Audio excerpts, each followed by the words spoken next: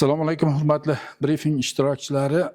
Bugun rahbar va xalq muloqoti murojaatlar, uchrashuvlar va natijalar bo'yicha brifing tashkil etilgan. Yangiyer shahar veterinariya va chorvachilikni rivojlantirish bo'limiga 2026-yil mobaynida veterinariya xizmatiga 136 ta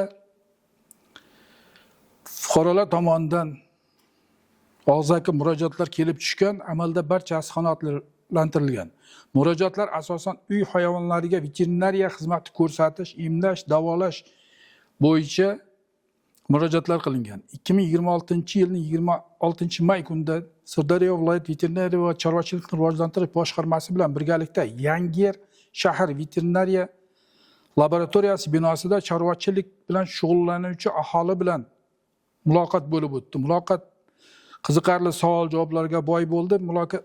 Muloqot davomida veterinar xizmati bo'yicha yo'llagan murojaatlar barchasi joyida hal qilindi. E'tiboringiz uchun rahmat.